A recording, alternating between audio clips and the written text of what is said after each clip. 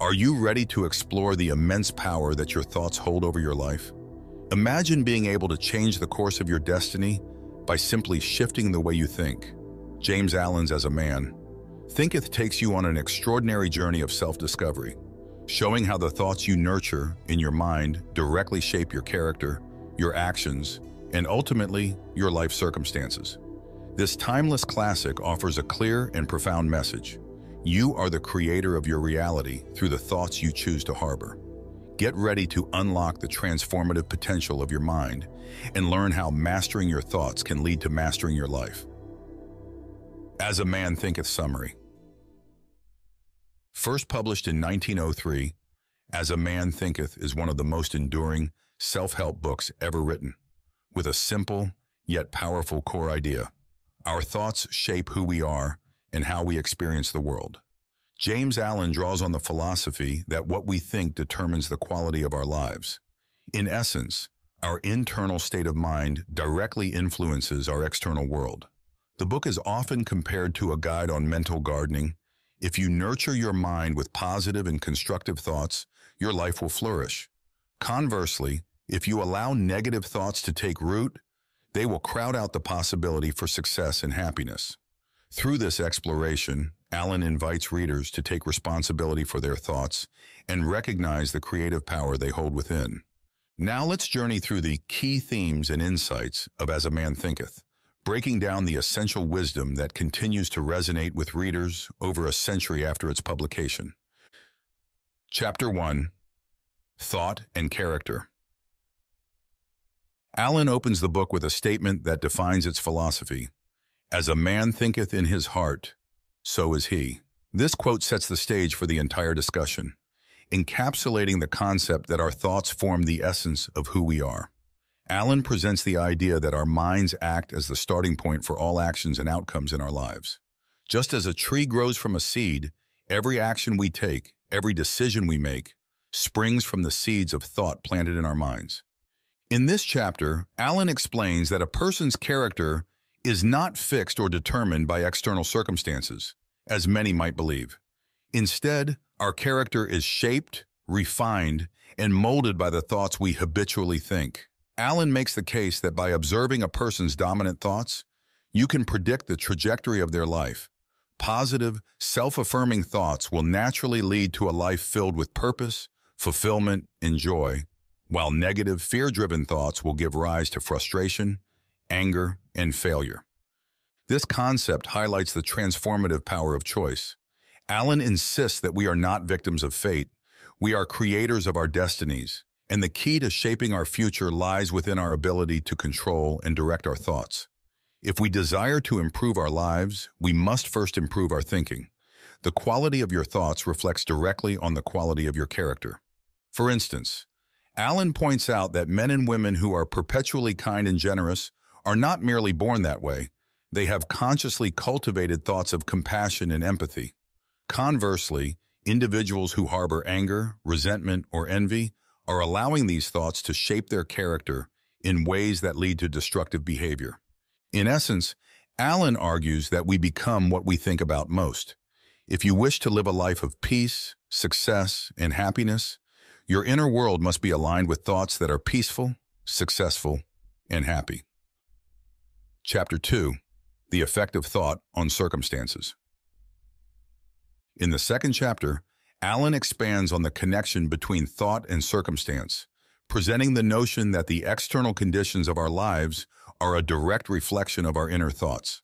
Essentially, our circumstances, whether good or bad, are the result of the mental and emotional energy we put out into the world. While many people believe that life's events happen to them randomly or through forces outside of their control, Allen argues that we attract the circumstances we experience through the quality of our thoughts. He explains that success and failure, happiness and sorrow, wealth and poverty are not matters of chance. They are the natural outcomes of the thoughts that dominate a person's mind. If someone focuses on thoughts of lack, fear, and failure, they are likely to find themselves in circumstances that mirror those inner states. Conversely, if they fill their mind with thoughts of abundance, confidence, and hope, their external life will begin to reflect these positive conditions. Allen uses the metaphor of a garden to illustrate this concept further. If you plant seeds of positivity, optimism, and faith, you will harvest the fruits of success and joy. If you neglect your mind, allowing it to become overrun with negativity, doubt, and fear, you will reap a harvest of misery and failure. He also acknowledges that many people face difficult circumstances that seem beyond their control, such as poverty or illness.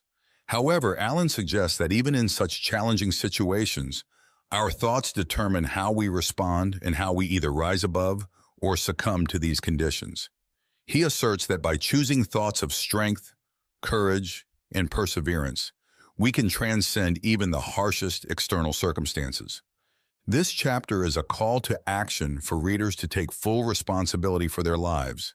Instead of blaming external factors or other people for their hardships, Allen urges individuals to look inward and recognize that their mental attitudes have created the conditions they are living in. If you want to change your life, you must first change your thinking. Chapter 3. The Effect of Thought on Health and the Body. In this chapter, Allen delves into the powerful connection between mind and body, emphasizing that our physical health is deeply influenced by the quality of our thoughts. He argues that just as thoughts shape character and circumstances, they also shape the health of our bodies. Negative thoughts, such as worry, anxiety, anger, and fear, have a detrimental effect on the body, leading to physical illness and disease. In contrast, positive thoughts, such as love, peace, and joy, nourish the body and contribute to physical well-being. Allen believes that the body is an expression of the mind and that there is a direct correlation between mental and physical states. For instance, he explains that chronic stress or anxiety can manifest as physical ailments, such as headaches, digestive issues, or even heart disease. On the other hand, individuals who maintain a positive and peaceful state of mind tend to experience greater health and vitality. This idea was quite revolutionary at the time of the book's publication, and it aligns with what modern science now understands about the mind-body connection. Allen's emphasis on the impact of thought on health underscores the importance of mental discipline. By training your mind to focus on thoughts of well-being, you can directly influence the state of your health. But Allen does not suggest that thoughts alone are responsible for all health conditions, nor does he dismiss the importance of medical treatment. Instead, he emphasizes that a healthy mindset is a vital component of overall well-being. A person who harbors constant thoughts of illness or frailty will find their body responding in kind.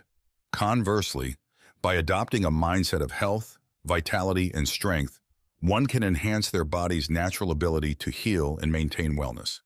This chapter reminds us that our minds and bodies are intricately connected, and that our thoughts have the power to either weaken or strengthen our physical health. By cultivating a mindset of positivity, peace, and self-care, we can promote not only mental well-being, but physical vitality as well. Chapter 4. Thought and Purpose. Moving beyond the relationship between thoughts and circumstances, Allen turns his attention to the importance of thought in achieving a sense of purpose and direction in life. According to Allen, a key component of personal growth and success is having a clear, defined purpose. Purpose provides the mental focus and drive needed to accomplish meaningful goals. Without purpose, we are like ships adrift at sea, blown aimlessly by the winds of chance. In this chapter, Allen argues that purpose is the guiding force behind achievement. Those who cultivate strong, purposeful thoughts are more likely to stay committed to their goals, persevere through challenges, and ultimately realize their ambitions. Purpose gives structure and meaning to our thoughts, turning vague dreams into tangible actions. Allen advises readers to fix their minds on a clear and noble purpose. By doing so, they can organize their thoughts and energies around achieving that purpose. Whether the goal is to build a successful career, cultivate meaningful relationships, or contribute to the greater good, having a purpose focuses the mind and eliminates distractions. One of the most powerful aspects of this chapter is Allen's insistence that individuals who lack purpose often fall into a pattern of drifting through life without direction. They are easily swayed by external circumstances, and their lives become a reflection of whatever random events occur, rather than a deliberate creation of their own making. Alan warns against this passive approach to life, encouraging readers to take control by defining and pursuing a purposeful path. Purposeful thought requires discipline and perseverance. It is not enough to simply declare a purpose. You must continually focus your thoughts and actions toward achieving that goal. This chapter emphasizes that having a purpose acts as a compass, guiding you through life's challenges and helping you maintain focus on what truly matters. Ultimately, Alan conveys that the greatest achievements in life are not the result of random luck or chance, but the product of clear, determined thought directed toward a specific purpose. By aligning your thoughts with your goals, you can harness the power of your mind to create the life you desire. Before we dive into the next chapter, we have noticed that 72% of you who listen to our video are not yet subscribed to the channel. Please help support our channel by hitting the subscribe button and like the video. Thanks for inspiring us to create more content for you. Chapter 5. The Thought Factor in Achievement.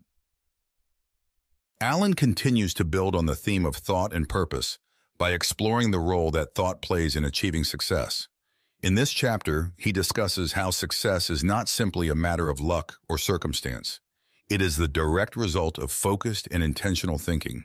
According to Alan, all great achievements begin in the mind. Those who succeed in life are the individuals who consistently nurture thoughts of ambition, perseverance, and action. He introduces the idea that achievement is a product of mental clarity and consistency. If you want to accomplish anything in life, you must first create it in your mind. This means visualizing your goals, believing in your ability to succeed, and aligning your thoughts with your desired outcomes. Without this mental groundwork, success is unlikely. Alan emphasizes that the thoughts you hold consistently will either propel you toward success or hold you back from achieving your goals. If you allow doubts, fears, and insecurities to dominate your thinking, you will sabotage your own efforts. Conversely, if you focus on thoughts of determination, confidence, and resilience, you will attract opportunities and resources that support your success. This chapter reinforces the idea that achievement is not a matter of external conditions, but a reflection of internal thoughts. Whether you are aiming for personal, professional, or financial success, your mindset plays a critical role in determining the outcome. Those who succeed are those who have mastered the art of thinking positively and purposefully. Alan also reminds readers that success does not happen overnight. It requires patience, persistence, and a willingness to stay focused on your goals, even in the face of setbacks. He urges individuals to develop a mindset of long-term commitment to their dreams, knowing that with sustained effort and the right mental attitude, success is inevitable. Chapter 6. Visions and Ideals. One of the most inspiring chapters in As a Man Thinketh is the section on visions and ideals. Here, Alan encourages readers to nurture their dreams and aspirations, no matter how lofty or unrealistic they may seem. He argues that our visions and ideals are the seeds from which great achievements grow. The more we invest in these inner visions, the more likely we are to bring them into reality. Alan asserts that all great accomplishments begin as dreams in the minds of individuals. Whether it's an artist envisioning a masterpiece or an entrepreneur imagining a thriving business, the process of creation starts with a vision. These visions may seem impossible at first, but by nurturing them with positive thoughts and focused action, they can become tangible realities. In this chapter, Alan calls on readers to cherish their ideals, no matter how improbable they may seem. He encourages individuals to let their visions guide them and to hold fast to the belief that they can turn their dreams into reality. This is a chapter that speaks to the dreamers, the visionaries, and those who refuse to settle for a life of mediocrity. Alan's message is clear. Don't be afraid to dream big. Your ideals are a reflection of your highest potential, and by aligning your thoughts with these visions, you can achieve far more than you ever thought possible. The key is to nurture your dreams with faith, determination, and unwavering belief in yourself. Chapter 7. Serenity. The final chapter of As a Man Thinketh focuses on serenity, a state of inner peace and calmness that comes from mastering one's thoughts. Alan explains that serenity is the ultimate expression of wisdom and self-control. When you have learned to control your mind, you can face life's challenges with grace and composure. Serenity is the reward for those who have cultivated a mindset of peace, patience, and acceptance. In this chapter, Alan describes serenity as the crown of wisdom. It is the state of being that allows us to remain undisturbed by external circumstances. When we achieve serenity, we no longer react impulsively to life's ups and downs. Instead, we approach each situation with clarity, calmness, and an inner sense of strength. Alan believes that serenity is attainable for everyone, but it requires discipline and mental mastery. By learning to control our thoughts, we can cultivate an inner peace that cannot be shaken by the external world. This chapter serves as a reminder that the ultimate goal of personal growth is not just success or achievement, but a deep and lasting sense of inner tranquility. Conclusion. James Allen's As a Man. Thinketh is a timeless guide to the power of thought and the role it plays in shaping our lives. From the cultivation of character to the achievement of personal success, Allen's message is clear. Our thoughts create our reality. By mastering the art of thinking positively and purposefully, we can transform our lives in profound ways. The lessons in this book serve as a reminder that we are not victims of circumstance. We are the architects of our destiny, and the thoughts we choose to focus on have the power to either elevate us to greatness or hold us back from achieving our full potential. With consistent effort, clarity of purpose, and the courage to dream big, we can create the life we've always desired. So, are you ready to take control of your thoughts and unlock the full potential of your mind? The journey begins with a single decision. Make that decision today and start living the life you were meant to live. Are you interested in reading the entire book? We got you a link in the description down below.